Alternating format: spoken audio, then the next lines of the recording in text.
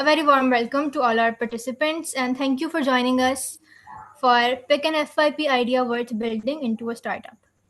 Guys, whether you're still exploring ideas, you may not be in the seventh semester, maybe up fifth के sixth के, but we all know once we start our degrees के FYP हमने करना है. So it's fine कि if you're from fifth, sixth semesters or maybe you're in seventh, eighth semesters, working on FYP, deciding what you want to do, this is something that really something that's really big.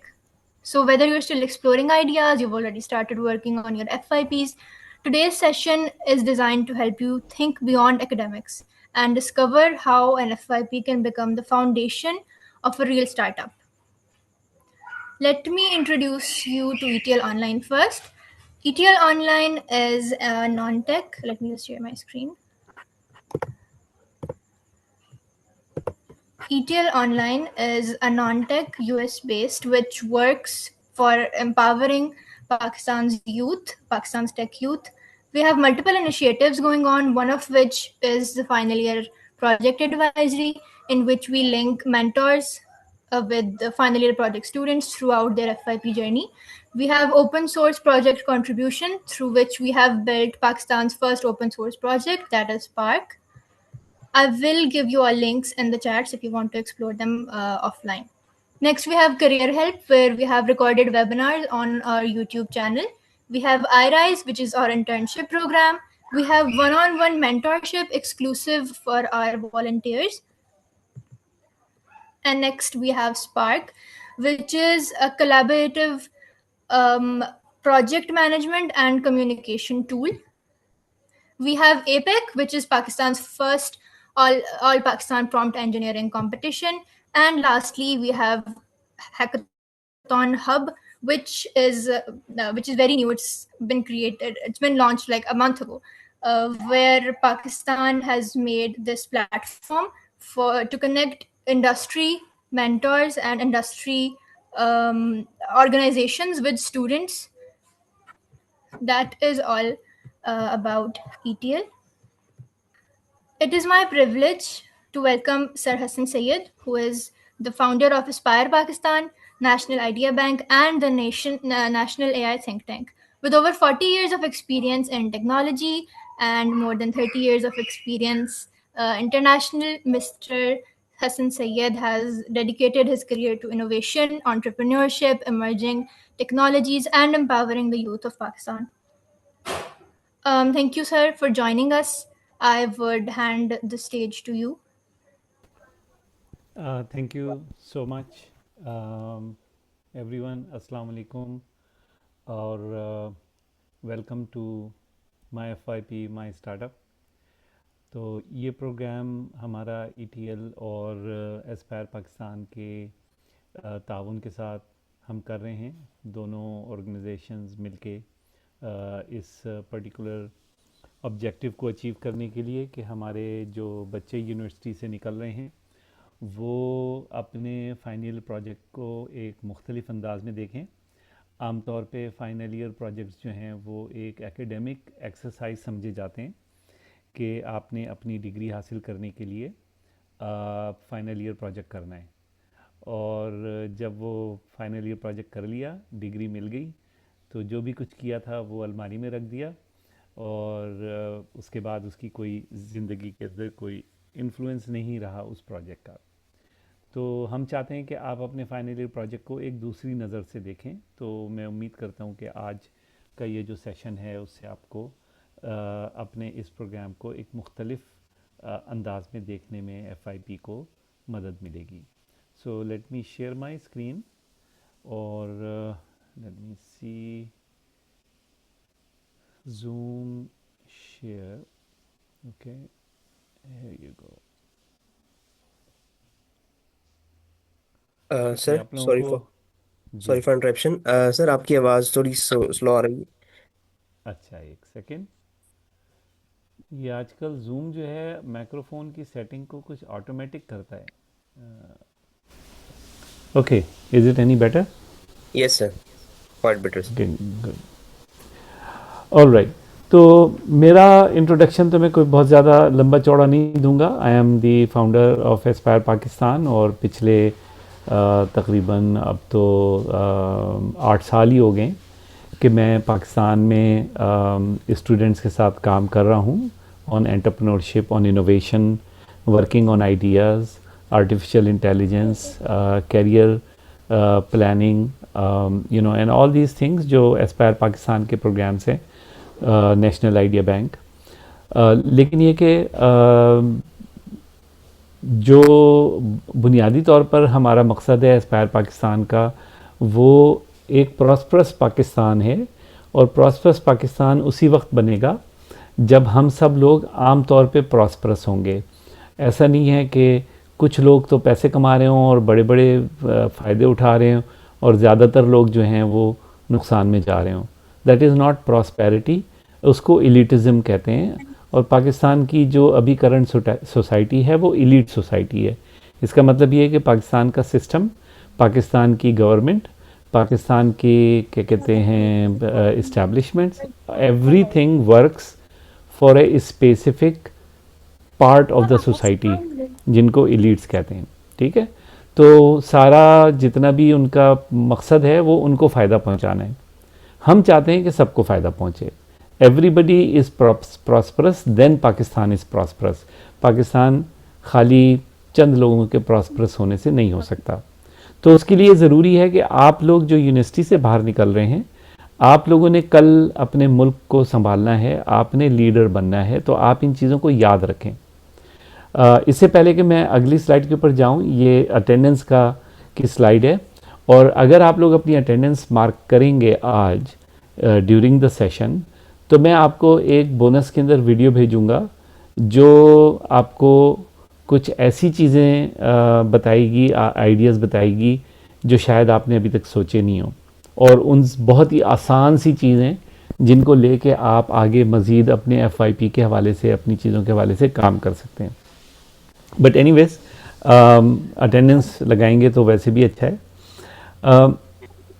अपने जहन में रखें, आज जितने भी लोग आए हैं, अगर आपने इत्मीनान से और अपनी तमाम दूसरी डिस्ट्रैक्शंस को साइड पे रखे, यानी अपनी फ़ोनों को, अपने कोई और चीज़ें बैकग्राउंड में चला रहे हो आप, उन सब को साइड पे रख के अगर आप आज इस प्रोग्राम को कम्प्लीटली, तकरीबन 40 मिनट्स का मेरा ये सेशन है, 35 मिनट्स का, अगर आप इसको कंप्लीट कर लेंगे, then it is going to be a life changing event, I promise you.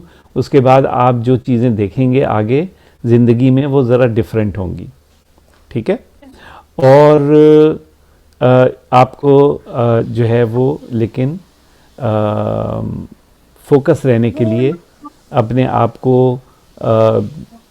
मजबूर करना होगा कि आप इस प्रोग्राम के अंदर मौजूद रहें। So please do that. अगर किसी का माइक्रोफोन ऑन है तो प्लीज़ उसको म्यूट पे कर दें, और नोट्स लेने के लिए भी तैयार रहें, क्योंकि अगर आपके जहन में कोई सवाल आ रहे हैं, कुछ चीज़ें आ रही हैं, तो मैं चाहता हूं कि वो सवालों का जवाब दूं। और मेरी आदत है कि मैं सेशन उस वक्त तक ख़त्म नहीं करता हूं जब तक कि सबके सवालों के जवाब मैंने नहीं दे दिए। ठीक है, तो अगर आप अपना सवाल लिख लेंगे तो आपको अपॉर्चुनिटी ज़रूर मिलेगी वो सवाल करने की। ठीक है, और मैं ये भी चाहूँगा कि आपके आइडियाज़ भी हम डिस्कस करें। तो जब ये सेशन कंप्लीशन के करीब होगा, then I will invite you, अगर आपको सवाल हैं, लेकिन अगर आपका अपना आइडिया भी आप डिस्कस करना चाहते हैं तो I will be more than happy to discuss those ideas.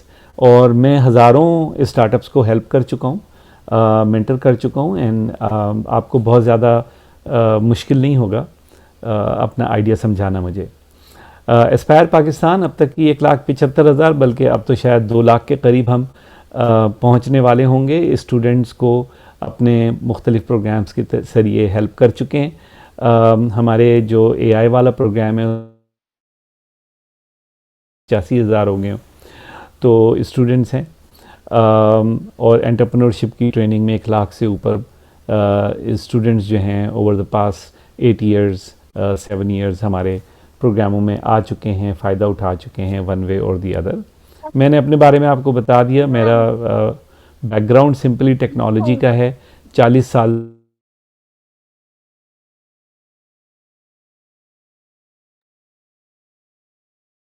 Sir एक सेकेंड, आप जी जी ओके। म्यूट हो गए हैं।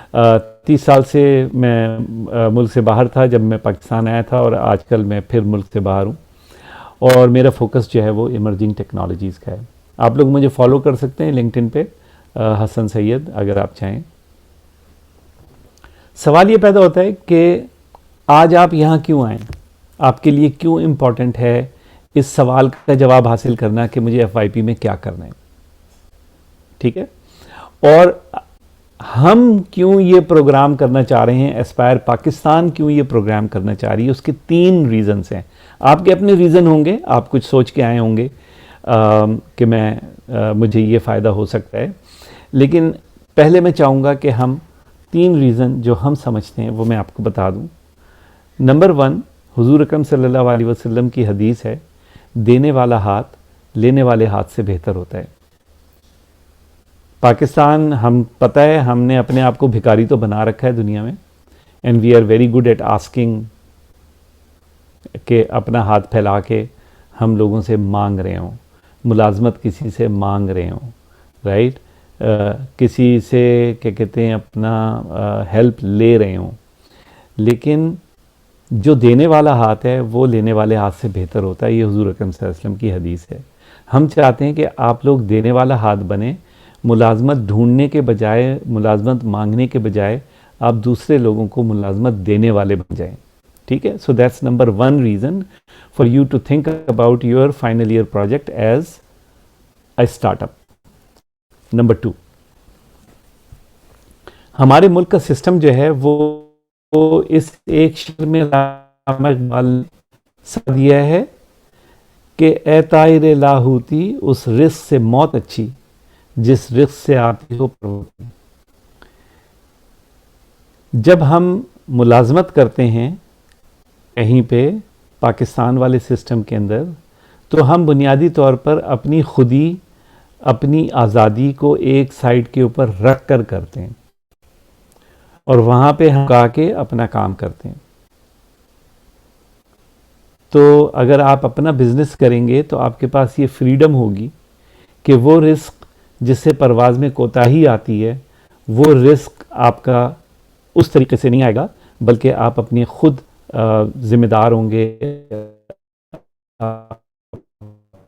अपना बिजनेस खुद चलाएंगे, अपनी चलाएंगे। नंबर 1 कि आप देने वाले बने। नंबर 2, आपके रिस्क से जो आपकी आज़ादी में कमी आती है वो ख़त्म हो गए, और आप मुकम्मल तौर पर हासिल कर। बुनियादी आज़ादी की 3 किस्में हैं, यहाँ पे ऊपर मैंने लिखा हुआ है।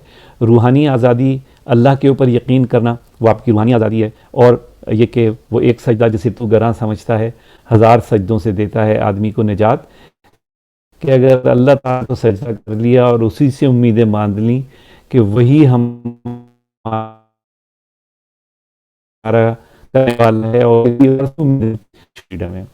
इंटेलेक्चुअल फ्रीडम सोचने की आज़ादी है कि हम अपने दिमाग में सोच सकते हैं और अपनी चीज़ों को इवेलुएट कर सकते हैं, तो ये हमारे पास मौजूद है, हर इस्तेमाल करना चाहें। और फाइनेंशियल आज़ादी, रिस्क की आज़ादी, वो आज़ादी है जिसमें आप उस रिस्क की वजह से अपने उसूलों पर सौदेबाजी नहीं करते, ठीक है। तो ये आज़ादी आपको एंटरप्रेन्योरशिप में मिलेगी। नंबर 3 रीज़न, हम ये चाहते हैं कि आप स्टार्टअप के पाकिस्तान में जॉब की अपॉर्चुनिटीज़ हैं ही नहीं, बहुत थोड़ी सी जॉब्स हैं, कंपटीशन बहुत ज़्यादा है, और आपकी सलाहियत या आपकी कॉम्पिटेंस मैटर नहीं करती है जॉब हासिल करने में, इन्फ्लुएंस मैटर करता है जॉब हासिल करने में। पर्ची होगी तो जॉब मिलेगी, कहीं किसी की कोई सोर्स सिफारिश होगी तो जॉब मिलेगी। अब वो सोर्स सिफारिश का मतलब क्या है कि इंसान को किसी और को खुदा बनाना पड़ेगा, किसी और के आगे जाके हाथ जोड़ने पड़ेंगे कि जी मुलाजमत दिला दें, मुझे ज़रूरत है मुलाजमत की, ठीक है। तो मुलाजमत वैसे ही कम है, और वो आपको कंपटीशन उन पे बहुत ज़्यादा है, और आपको उनके लिए इन्फ्लुएंस चाहिए जो मेजॉरिटी बच्चों के पास नहीं है। जिस किसी के पास है वो ले सकता है, तो वो शायद ये इस सेशन में भी नहीं आएगा और ये सेशन ज्वाइन भी नहीं करेगा। तो आपको आज ये फैसला करना है कि आपने ग़ुलामी के इस सिस्टम में उसी तरीके से चले जाना है जैसे सब जाते आए हैं आपसे पहले की जनरेशन्स, या आपने अपने आप को फ्री करना है? और अगर आपने अपने आप को फ्री करना है तो आपको रूहानी आज़ादी तो अल्लाह ताला ने दे दी, आप अल्लाह पे यकीन रखते हैं, अल्लाह पे बिलीव करते हैं, इंटेलेक्चुअल फ्रीडम आपके पास है, आप जहन से सोच सकते हैं, आप यूनिवर्सिटी के पढ़े हुए हैं, आप पाकिस्तान के उन इस स्मॉल पोर्शन, स्मॉल परसेंटेज में हैं जिन्होंने यूनिवर्सिटी की तालीम हासिल की है। और रिस्क की आज़ादी के लिए आपको अपना बिजनेस स्टार्ट करना होगा, अपनी स्टार्टअप स्टार्ट करनी होगी। तो आपने आज ये डिसीजन लेना है कि भाई मैंने क्या करना है। और ये आप याद रखें कि यूनिवर्सिटी से निकलने के बाद आपके सामने ये सवाल ज़्यादा बड़ा हो जाएगा, क्योंकि हर कोई चाहेगा कि आप फ़ौरन जॉब करना शुरू कर दें, पैसे कमाना शुरू कर दें। माँ बाप बोल रहे होंगे, बहन भाई बोल रहे होंगे, रिश्तेदार बोल रहे होंगे कब जॉब करोगे। और आप अगर उस सिस्टम में चले गए उसी तरीके से जैसे कि हमसे पहले वाली, आपसे पहले वाली जनरेशन करती आई हैं, तो आप भी उसी तरह ग़ुलामी के सिस्टम के अंदर बन जाएंगे जैसे बाकी बंधे हुए हैं। ओके, सो ये बहुत स्ट्रॉन्ग रीज़न है, आप लोगों की अपनी रीज़न होगी, लेकिन मैं चाहता हूँ कि ये जो 3 पॉइंट्स मैंने आपके साथ शेयर किए हैं इनको आप ज़रूर सोचें और अपने आप को जो सहर है इसका कि हम गवर्नमेंट के मुलाजिम बन जाएंगे, हम क्या कहते हैं अपना CSP ऑफिसर बन जाएंगे, इस शहर से बाहर निकालें, ठीक है? और इस शहर से बाहर निकल के और सोचें कि आपने क्या करना है। उसके बाद सवाल ये पैदा होता है कि अगर अपने आप को आज़ादी दिलानी है और एंटरप्रेन्योरशिप के रास्ते पे जाना है और FYP आपका शुरू होने वाला है, तो then it becomes a great opportunity. और उसके लिए आपको क्या करना होगा? तो सबसे पहले FYP मैटर क्यों करता है? तो मैंने जैसे शुरू में बताया था कि FYP आप ज़्यादातर के दिमाग में ये है कि हमें अपनी डिग्री कंप्लीट करने के लिए FYP करना है, वो FYP करके हम अपनी रिपोर्ट जमा कराएंगे, हमारा सुपरवाइज़र बोलेगा ज़बरदस्त हो गया भाई, आपकी स्कोरिंग हो गई, आपकी डिग्री आपको हाथ में मिल गई, एंड ऑफ द स्टोरी। ये बिल्कुल गलत माइंडसेट है और एक्चुअली इसकी वजह से आप बहुत बड़ा लॉस आगे उठाने वाले हैं। तो इस माइंडसेट को किस तरह होना चाहिए? नंबर 1, आपका FYP आपकी ज़िंदगी का पहला इंडिपेंडेंट काम है जो आपकी स्किल्स को जाहिर करता है, जिसको आप किसी को दिखा सकते हैं कि देखो मैंने ये किया है। अभी तक कि आपने कोई प्रैक्टिकल काम किए नहीं है ज़िंदगी में, so this is your first thing. और ये फर्स्ट थिंग आपके इंटरव्यू में, जॉब में रिक्रूटर्स देखते हैं कि आपने क्या किया है, आपको क्या आता है, वो आपका FYP बताता है। अगर आपने बैंक में जॉब करनी है तो एक ऐसा FYP करें जिसमें कोई बैंक से रिलेटेड काम हो। तो जब आप बैंक के में जाके अपना रेज्यूमे देंगे और आप बताएंगे जी मेरा FYP जो है उसमें मैंने बैंक का काम, ये वाला काम किया है, तो वो आपको ज़्यादा पॉजिटिवली देखेंगे कि हाँ भाई इस बंदे को अंदाज़ा है कि हमारे यहाँ काम कैसे होता है। तो अगर 1000 रेज्यूमे वो कर रहे हैं, उन 1000 रेज्यूमे में वो उसको प्रेफर करेंगे जिसने बैंक के हवाले से कोई काम किया होगा। नंबर 3 कि it can become your first startup और it could become your research publication. अगर आप आगे रिसर्च का काम करना चाह रहे हैं, अभी आप आगे पढ़ना चाह रहे हैं, एकेडमिक काम करना चाह रहे हैं, तो FYP can also become your research publication. And the last thing is कि it builds confidence and problem solving mindset, कि आप एक प्रॉब्लम को लेकर सॉल्व करने जा रहे हैं, आपका कॉन्फिडेंस बिल्ड होगा और आप प्रॉब्लम सॉल्व करने की पोजीशन में आ जाएंगे। पाकिस्तान के रेगुलर स्टाइल में जब इंसान को कोई प्रॉब्लम आती है तो इंसान दूसरे लोगों को ढूंढता है, कोई और मदद कर दे मेरी, ये पाकिस्तान का स्टाइल है। और प्रॉब्लम सॉल्वर का ये है कि कोई प्रॉब्लम आई है तो मैंने सॉल्व करनी है, how do I do that. तो ये गिव्स यू द कॉन्फिडेंस कि आप दूसरों से मदद मांगने के बजाय आप खुद समझें कि आप प्रॉब्लम को कैसे सॉल्व कर सकते हैं। So that's why FYP matter. एक अच्छा FYP जो है उसकी 5 क्वालिटीज़ हैं। तो अगर आप सोचें कि मुझे क्या FYP करना चाहिए, जाहिर है कि आप सब ने करना तो है ही। तो अच्छा FYP एक प्रॉब्लम को सॉल्व करता है। पे नई चीज़ होती है, नई अप्रोच होती है, कोई इम्प्रूवमेंट होती है, कोई यूनिकनेस होती है जो आप बता सकते हैं कि देखो मैं ऐसे डिफरेंटली कर रहा हूँ या कर रही हूँ। नंबर 3, फिजिबिलिटी उसकी कि वो अचीवेबल भी हो। ऐसा काम नहीं सकते। आपने कहा जी मैं तो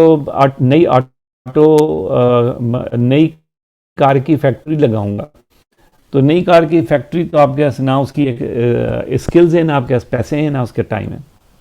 सो फिजिबिलिटी होनी चाहिए। स्केलेबिलिटी के आप जो भी कुछ कर रहे हैं वो बड़े पैमाने पे किया जा सकता हो। ठीक है, तो बड़े पैमाने पे करने के लिए उसके अंदर वो चीज़ें देखनी पड़ती हैं कि ये चीज़ हो भी सकती है या नहीं हो सकती है। और लास्ट चीज़ ये कि जो काम आप करने जा रहे हैं अपने FIP में, उसका इम्पैक्ट क्या आएगा, क्या किसी के लिए कोई वैल्यू क्रिएट होगी, किसी की ज़िंदगी में तब्दीली आएगी, बेहतरी आएगी, किसी कम्युनिटी में बेहतरी आएगी, किसी इंडस्ट्री में बेहतरी आएगी, कैसे उनको फ़ायदा होगा आपके काम से। ठीक है, अभी मैं इनकी एग्जांपल्स में जाऊंगा, आप फिक्र ना करें, लेकिन ये 5 चीज़ें हैं जो आपके FIP को बताती हैं कि आपका FIP अच्छा है या नहीं है। तो आप जो भी अपने आइडिया के ऊपर सोच रहे हैं या बाद में सोचेंगे अपने FIP के, तो हमेशा इन 5 चीज़ों को मद्देनज़र रखें: relevance, originality, feasibility, scalability and impact. ठीक है, सो करेंगे कैसे? चलें, ये तो सिंपल सी बात मैंने बता दी, थोड़ी सी एकेडमिक ही बात है कि भाई ये डेफिनेशन है या ये चीज़ें हैं। 3 स्टेप्स हैं। पहले प्रॉब्लम डिफाइन करें जो आपने सॉल्व करनी है, फिर ये डिफाइन करें कि वो प्रॉब्लम किसकी है, मतलब किसकी प्रॉब्लम आप सॉल्व करने जा रहे हैं जो कि आपका कस्टमर बनेगा, और फिर कितने लोग हैं जो उस प्रॉब्लम को फेस कर रहे हैं और कितने पैसे वो खर्च कर रहे हैं अभी। ये 3 चीज़ें आपने जाननी है। अगर ये 3 चीज़ें जान जाएंगे तो आपका FIP एक स्टार्टअप बन जाएगा। ऑफ कोर्स अगर कस्टमर नहीं है तो स्टार्टअप नहीं बनेगा, जाहिर है। अगर मार्केट नहीं है तो स्टार्टअप नहीं बनेगा, अगर प्रॉब्लम नहीं है तो स्टार्टअप नहीं बनेगा। लेकिन आप ये 3 चीज़ें मौजूद हैं तो आप यू हैव अ स्टार्टअप। उसको और मज़ीद रिफ़ाइन करना, पॉलिश करना, ज़्यादा बेहतर करना, वो बात की बातें। पहला तो सवाल ये है कि मैं जो FIP करने जा रहा हूँ वो कोई अच्छा स्टार्टअप बन भी सकता है या नहीं। तो ये 3 सवाल हैं, ये 3 चीज़ें हैं जिनके बारे में आपने जानना है। तो सबसे पहले आ जाते हैं कि ये आइडियाज़ स्टार्टअप के या किसी भी चीज़ के कहाँ से आते हैं। क्योंकि आपने एक प्रॉब्लम सॉल्व करनी है या आपने कोई स्टार्टअप स्टार्ट करनी है तो एक आइडिया आपके पास आना चाहिए। आप सब लोगों के पास कुछ हो सकता है आइडियाज़ हों, हो सकता है ना हो। सो बुनियादी तौर पर ideas are the starting point for everything. Even this universe was an idea. Allah ताला ने सोचा कि ये होना चाहिए, सो वो हो गया। अल्लामा इकबाल का शेर है, जहाने ताज़ा की अफ़कार ताज़ा से है नमूद, कि संगो खिश से होते नहीं जहाँ पैदा, कि नई दुनियाएं पैदा होती हैं इनोवेटिव आइडियाज़ से, पत्थर से, मिट्टी से, ईंटों से, जहाँ पैदा नहीं होते। ठीक है, तो ये चीज़ हमें जहन में रखनी चाहिए कि हमारे आइडियाज़ जो हैं वो अच्छे होने चाहिए। बुनियादी तौर पर 4 जगह हैं जहाँ पे आइडियाज़ आप ढूंढ सकते हैं। जब आपको आइडिया चाहिए तो आप सबसे आसान तरीन जगह प्रॉब्लम्स टुडे भी बारे में सोचना शुरू कर दें और मैं भी आपको दिखाऊंगा, आप देखेंगे इन तमाम चीज़ों को। So there is an idea. Intersections, जहाँ पे इंसान 2 चीज़ों को मिला रहा हो, मैं अभी उसकी एग्जांपल्स दूंगा। नंबर 3, फ्यूचर या अंडरस्टैंडिंग कि दुनिया कैसे बदल जाएगी या चेंज कैसे दुनिया में आ रही है। और लास्ट है एजेस ऑफ ह्यूमन नॉलेज, वो जगह जहाँ पे इंसान का इल्म ख़त्म हो रहा है, उन जगहों के ऊपर, इन 4 जगहों के ऊपर अच्छे आइडियाज़ मिलते हैं। आपके लिए आसान तरीन जो है वो प्रॉब्लम्स टुडे है। बाकी चीज़ें मुश्किल हैं लेकिन आसान तरीन प्रॉब्लम्स टुडे है। अभी 2018 में बहुत अरसे के बाद मैं पाकिस्तान आया और मेरे पास जो मोबाइल फ़ोन का प्लान था उसमें रोमिंग के ऊपर डेटा नहीं था, और टैक्सी का मैंने कॉल करनी थी करीम, और मेरे पास डेटा नहीं था मेरे फ़ोन के ऊपर और मुझे डेटा प्लान चाहिए था। वाईफाई मैं ऑन नहीं कर पा रहा था क्योंकि उसके लिए मुझे अपने फ़ोन के ऊपर टेक्स्ट रिसीव करना लाजमी था और मैं अपने फ़ोन पे अपने इंटरनेशनल नंबर की वजह से कर नहीं सकता। तो मैंने इधर उधर देखा, इस्लामाबाद एयरपोर्ट के ऊपर बहुत घूमा फिरा, कहीं पे भी कोई मुझे सिम बेचने वाला नहीं नज़र आया। आप दुनिया में बड़े जितने भी ममालिक हैं चले जाएं तो हर मुल्क के एयरपोर्ट के ऊपर सिम जो प्री पेड सिम्स होती हैं वो आप ख़रीद सकते हैं, उसी वक्त ही लें, डेटा प्लान ख़रीदें, डेटा के पैसे दें और स्टार्ट कर दें। A million people visit Pakistan every year from outside.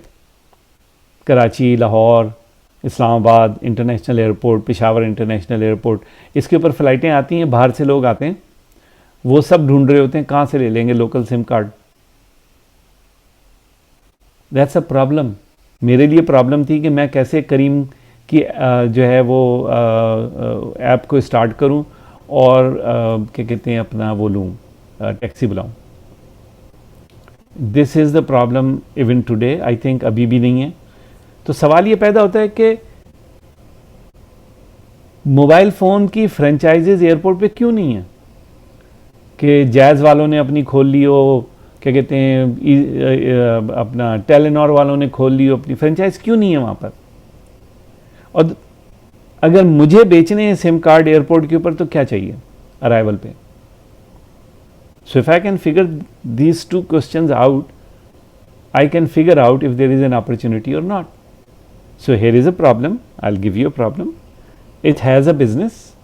It could be a good value. 1 million लोग आते हैं साल में पाकिस्तान के, अगर मैं लाख सिम भी बेच पाऊँ साल के अंदर, 1 lakh sims, that's a lot of money. दूसरी प्रॉब्लम आपके सामने रखता हूँ। ये जो सवाल मैं कर रहा हूं इनको आप नोट कर लें, इन सवालों पे काम करेंगे तो आगे आपके लिए नई आइडियाज़ आपके पास आएंगे। पाकिस्तान के अंदर 30% फ्रूट एंड वेजिटेबल सड़ जाता है, ख़राब हो जाता है, बिकता नहीं है या मंडी में पहुंचने से पहले ख़राब हो जाता है, मंडी में ख़राब हो जाता है, और जब बेचने के लिए रिटेल पे जाता है तो ख़राब हो जाता है। ठीक है, बुनियादी तौर पर transportation, cold storage and handling infrastructure की प्रॉब्लम्स की वजह से पाकिस्तान 200 बिलियन रुपए साल के लूज करता है, ऑलमोस्ट $1 बिलियन।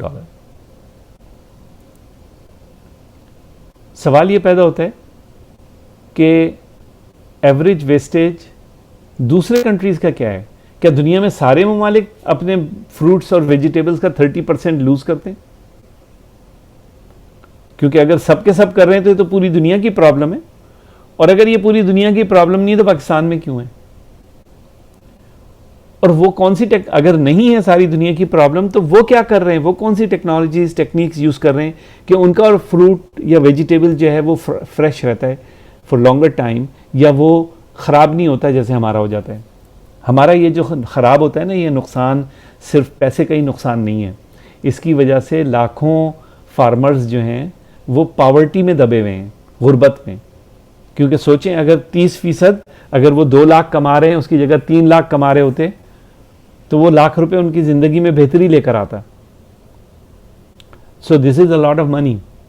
तो अब सवाल ये पैदा होता है कैसे इसको करेंगे। 2 सवाल आपके सामने रख रहा हूँ, इन सवालों के जवाब हासिल करेंगे तो आपके पास आइडियाज़ आएंगे कि how can we make money and save this fruit and vegetable from getting रॉटन।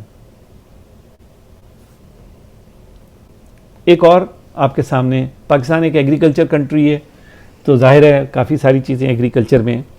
Pakistan के फार्मर्स जो हैं वो चाइनीज़ फार्मर से 50% लेस कमाते हैं रेवेन्यू में पर एकड़। अगर चाइनीज़ फार्मर, मतलब मिसाल के तौर पे पाकिस्तानी फार्मर शायद 3 लाख या 2.5 लाख रुपए कमाता है, याद नहीं है मुझे अभी, तो चाइनीज़ फार्मर उससे डबल से ज़्यादा कमाते हैं 1 एकड़ के ऊपर। अगर हम सिर्फ चाइनीज़ फार्मर जितने पैसे कमाने लगे पर एकड़ तो $85 बिलियन एनुअली पाकिस्तान और बना सकता है। $85 बिलियन। भूल जाएं हम, अगर ये काम कर दें, इसको सही कर दें तो पाकिस्तान की किस्मत ही बदल जाए। लेकिन अनफॉर्चुनेटली उसके पीछे और बहुत सारी वजूहात हैं। Bharat, water irrigation, outdated practices, lack of technology and आड़ती trap, financial slavery. Slavery Pakistan का एक बहुत बड़ा प्रॉब्लम है, बहुत सारी चीज़ों में आता है ये, और एग्रीकल्चर में बहुत बड़े पैमाने पर आता है। और अगर कोई काम करना चाहेगा तो उसको ज़िंदगी को भी ख़तरा लाहक होगा। तो अगर आप इस एरिया में काम करना चाहते हैं तो ये जहन में रखें कि ये ज़िंदगी का भी ख़तरा हो सकता है। सवाल, why are we producing less per एकड़? इज़ द क्रॉप, मेथड और टेक्नोलॉजी? क्या प्रॉब्लम है? क्रॉप नहीं सही सेलेक्ट कर रहे हैं, हमारे मेथड सही नहीं है, या हम टेक्नोलॉजी नहीं इस्तेमाल कर रहे हैं? हम क्यों कम प्रोड्यूस कर रहे हैं? पहले इस सवाल का जवाब हासिल करना है। अगर आपकी समझ में आ जाए कि हम प्रोड्यूस कम क्यों कर रहे हैं तो फिर उसकी सोल्यूशन आएगी ना। अगर आपको यही नहीं पता है कि हम क्यों कम प्रोड्यूस कर रहे हैं, और फिर जब चाइना में फार्मर कर रहे हैं तो हमारे फार्मर जो हैं वो नई टेक्नोलॉजी क्यों नहीं इस्तेमाल कर पा रहे हैं?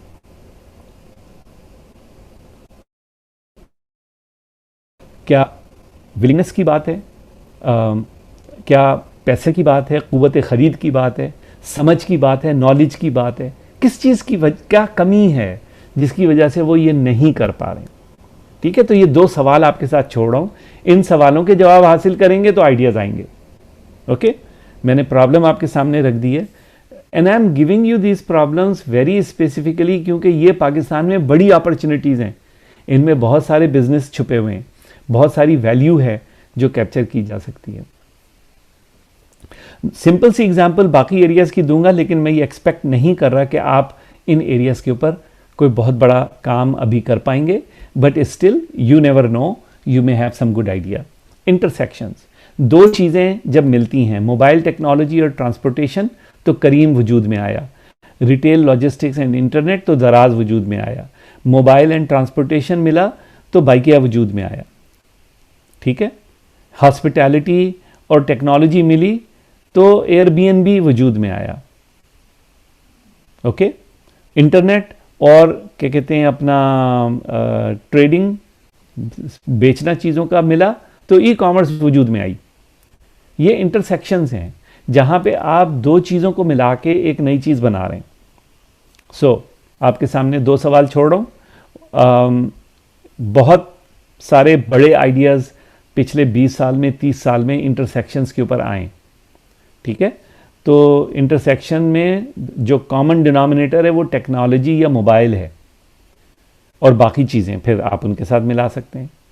तो पाकिस्तान टेक्सटाइल मैन्युफैक्चरिंग पाकिस्तान की सबसे बड़े मैन्युफैक्चरिंग सेक्टर है। सबसे ज़्यादा जो चीज़ें हम एक्सपोर्ट करते हैं उसमें टेक्सटाइल है। क्या टेक्सटाइल का अलीबाबा बन सकता है ग्लोबली? हम मार्केट में तो सबसे ज़्यादा टेक्सटाइल सप्लाई कर रहे हैं, हम दुनिया के सबसे बड़े, हमारी सबसे बड़ी एक्सपोर्ट टेक्सटाइल है। हम शायद सबसे बड़े टेक्सटाइल एक्सपोर्टर ना हो, लेकिन क्या हम एक अलीबाबा बना सकते हैं टेक्सटाइल का? Intersection, right? By the way, there is no Alibaba for textile right now, so this could be a really interesting thing. Could there be an international marketplace for sports good? Pakistan football बनाने में number 1 है। अभी world cup ख़त्म हुआ है, Pakistani football world cup के अंदर इस्तेमाल हुई हैं। हम और भी स्पोर्ट्स की चीज़ें बनाते हैं, तो क्या कोई इंटरनेशनल अलीबाबा हो सकता है स्पोर्ट गुड्स के लिए? सो दीज आर 2 अपॉर्चुनिटीज़ जिसमें पाकिस्तान आगे बढ़ सकता है। मैंने ये सामने आपके रखी हैं सवाल, आप इनके ऊपर सोच सकते हैं, and this could be a good startup. Intersection के ऊपर मैं आपको एक और एग्जांपल देता हूं जिसमें बहुत अपॉर्चुनिटी है। दुनिया में 12 बिलियन एकड़ के ऊपर एग्रीकल्चर होती है। पाकिस्तान में 55 मिलियन एकड़ के ऊपर एग्रीकल्चर होती है। ड्रोन्स, एआई और सेंसर्स इस एग्रीकल्चर को ट्रांसफॉर्म कर रहे हैं सारी दुनिया में, लेकिन ड्रोन्स के लिए इंफ्रास्ट्रक्चर चाहिए। पाकिस्तान के लिए ये बहुत बड़ी अपॉर्चुनिटी है एग्रीकल्चर में। सो सवाल छोड़ रहा हूँ आपके लिए, फार्मर्स किस तरह ड्रोन यूज़ कर रहे हैं कनाडा या अमेरिका में, how they are using it there, उसी तरह पाकिस्तान में अगर इस्तेमाल किए जाएं तो कैसे किए जाएंगे? लोकल फार्मर्स की क्या प्रॉब्लम है जो इन ड्रोन से सॉल्व हो सकती हैं? और ये कंसीडर करते हुए कि ज़्यादातर फार्मर्स के पास पैसे भी नहीं है और टेक्नोलॉजी सेवी भी नहीं है, कैसे ड्रोन्स जो हैं इस हमारे इन्वायरमेंट के अंदर फार्मर्स को फ़ायदा पहुंचा सकते हैं? कैसे हम उन प्रॉब्लम्स को सॉल्व कर सकते हैं? इन सवालों के जवाब ढूंढेंगे तो आइडियाज़ आएंगे और वो रियल होंगे, उनमें वैल्यू है और उससे पैसे बनेंगे और मुल्क भी बेहतर होगा। ये आप फ्यूचर का सोच रहे हैं अब, थिंक ऑफ द फ्यूचर। ये आपको मैंने एग्जाम्पल जो अभी दी है, thinking of the future. Here is an example of the edges of human knowledge. मैंने आपको 4 एरियाज बताए थे ना, तो ये चौथा एरिया है। एक नया मटेरियल है जिसको ग्रेफीन कहते हैं। ग्रेफीन जो है वो कार्बन की सिंगल एटम लेयर है। आप सर्च कर सकते हैं, you can learn about it. It's not a very old discovery, मेरे ख्याल में 10-15 साल पुरानी है, या 20 साल हो गए होंगे। जब ग्रेफीन को दरियाफ्त किया गया था तो इसको वंडर मटेरियल कहा गया था कि इससे बहुत सारी चीज़ें हो सकती हैं, ठीक है। तो जब ग्रेफीन वजूद में मतलब डिस्कवर हुआ और उसके बाद साइंसदानों ने करना शुरू किया, किसी ने कहा यार मैं ग्रेफीन को सीमेंट में मिला के देखता हूँ कि क्या होता है। तो उन्होंने ग्रेफीन को, थोड़ी सी graphene 0.3% of the volume cement के साथ मिक्स किया, तो जो उससे सीमेंट या जो उससे कंक्रीट बना वो रेगुलर कंक्रीट से तकरीबन 30% स्ट्रॉन्गर था। In strength it was 30% stronger.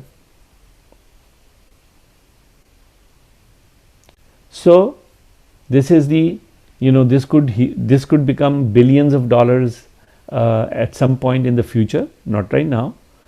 जब ग्रेफीन की कीमत कम हो जाएगी तो फिर it's gonna be more valuable, more viable.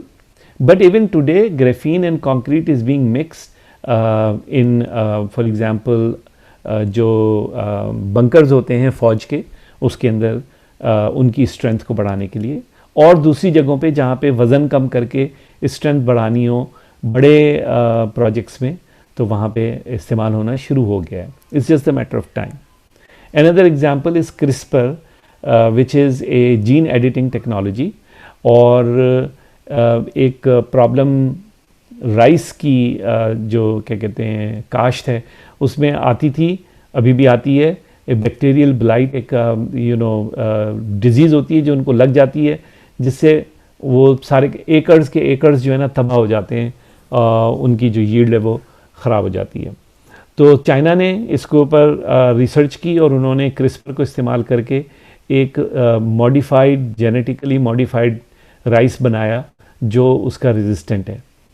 So you can go and look for it, your homework question. आप इस रिसर्च को ढूंढें, find out how much more money can be made पर एकड़ by using this new variety. अगर इस सवाल का जवाब हासिल करेंगे तो फिर आपकी समझ में आएगा कि और क्या चीज़ें की जा सकती हैं। अगेन मेरी ज़्यादातर एग्जांपल्स एग्रीकल्चर में थी अब तक की, लेकिन let's talk about technology. Our big opportunity technology, artificial intelligence, इसमें सब चीज़ें आ जाती हैं। Problem solving, edges, intersections, thinking of future, AI is all those opportunities. तो ये समझ लें कि अपॉर्चुनिटीज़ की लूट सेल है। तो अगर आप AI में काम कर रहे हैं या AI से रिलेटेड काम करना चाहते हैं तो there are lots of ideas that you can come up with. तकरीबन $17 ट्रिलियन की टोटल इकोनॉमिक इम्पैक्ट एक्सपेक्टेड है AI से, और तकरीबन 1 बिलियन जॉब्स जो हैं वो बाय 2030 रीडिफाइन होंगी बिकॉज ऑफ AI। एक्चुअली आप सब लोगों का कैरियर AI से रीडिफाइन हो रहा है, ऑलरेडी रीडिफाइन हो चुका है, जिसके बारे में शायद अभी आपने समझा भी नहीं है। By 2027 83 million jobs will be lost. और मैं आपको बता दूं कि इस वक्त अमेरिका में, कनाडा में मेजॉरिटी जो टेक्नोलॉजी की वर्कफोर्स है उसका एक्सपेक्ट किया जा रहा है कि तकरीबन 20% विल बी जॉबलेस टेक्नोलॉजी की, ये शायद इससे भी ज़्यादा। So 83 million people will lose their job by 2027 and 69 million new jobs will be created by 2027. So there is new opportunity. So artificial intelligence is the biggest opportunity of your lifetime. So now step number 1, finding the idea. मैंने आपको बता दिया कि idea कहाँ पाए जा सकते हैं।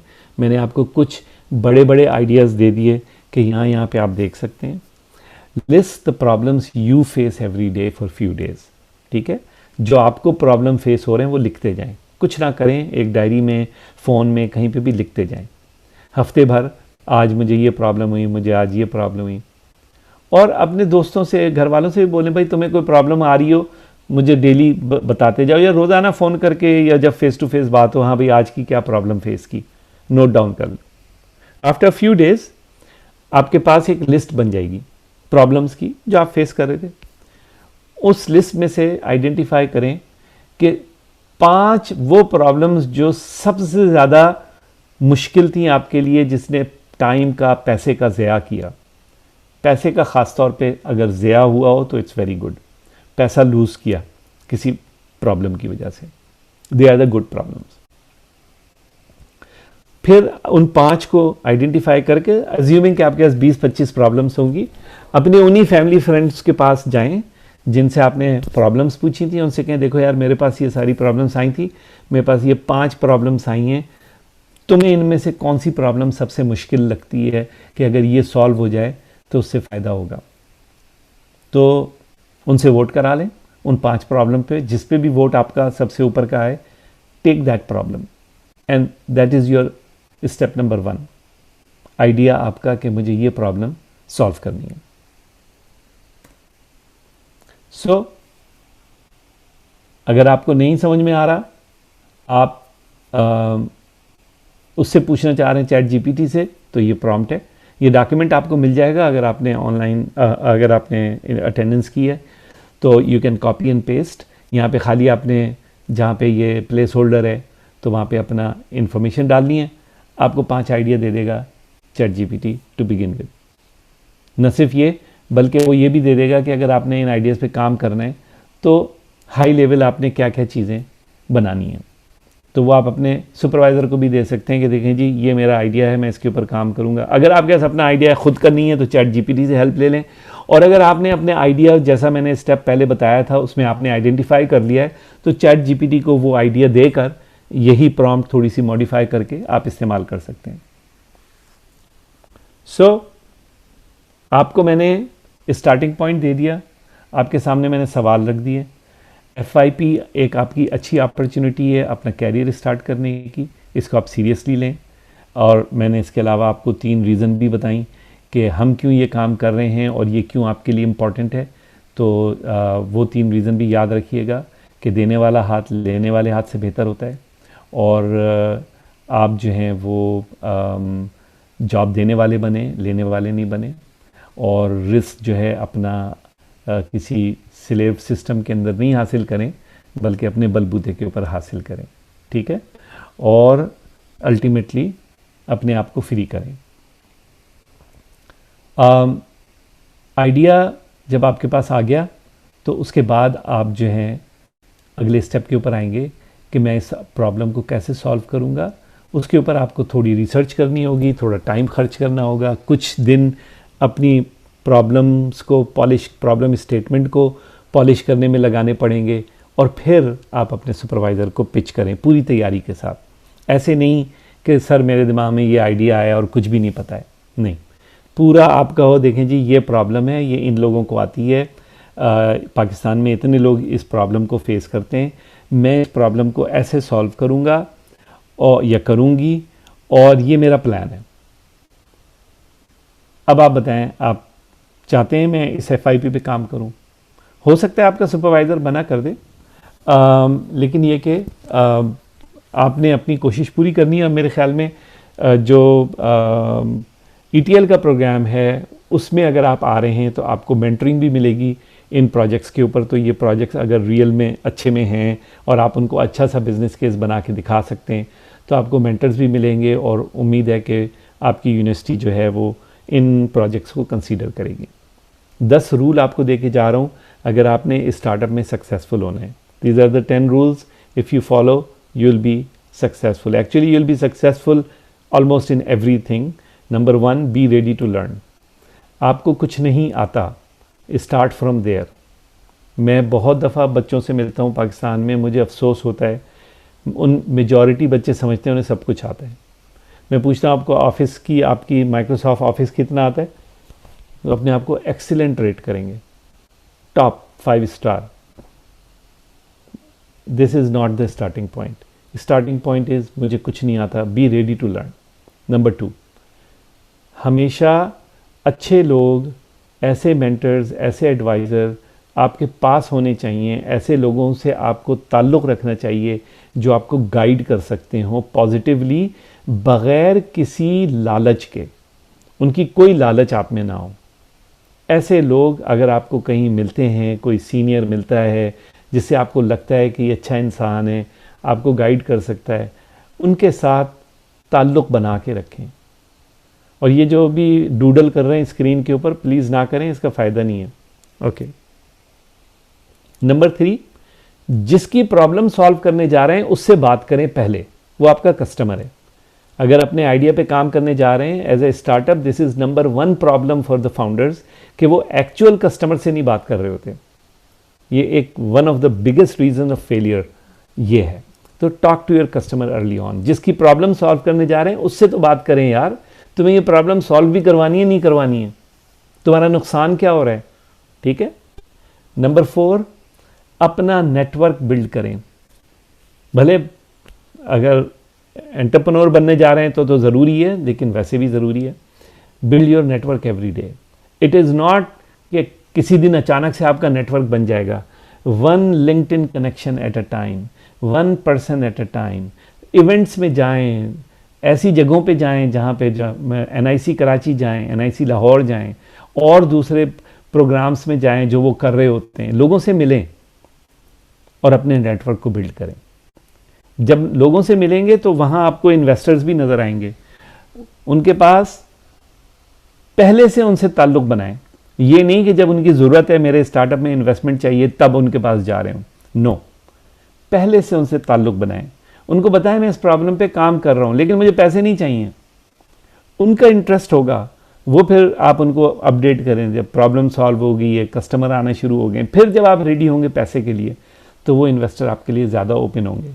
और इन्वेस्टर का ज़रूरी नहीं है कि वो कोई एंजल इन्वेस्टर ही हो, आपके अपने ख़ानदान में, फ्रेंड्स के माँ बाप, भाई बहन और लोग, उनके नेटवर्क में लोग होंगे जिनके पास पैसे होंगे। आपने सिर्फ उनको इंगेज करना है, ठीक है। अपनी टीम बना के चलें, अकेले ना चलें। अकेले चलने से आप ज़्यादा दूर नहीं जा पाएंगे। तेज़ तो चल लेंगे लेकिन ज़्यादा दूर नहीं जा पाएंगे। कहते हैं कि अगर आपने ज़्यादा दूर जाना है तो लोगों के साथ चलना पड़ेगा, और अगर आपने जल्दी जाना है तो अकेले जाना है, तो फिर आप ज़्यादा दूर नहीं जा सकते। जो एजम्पशंस आप ले रहे हैं उनको वैलिडेट करें, और अगर आप किसी को कोई प्रोडक्ट बिल्ड नहीं कर सकते, अपने आइडिया को खुद नहीं बिल्ड कर सकते, तो एक को फाउंडर लेकर आएँ जो बिल्ड कर सकता हो।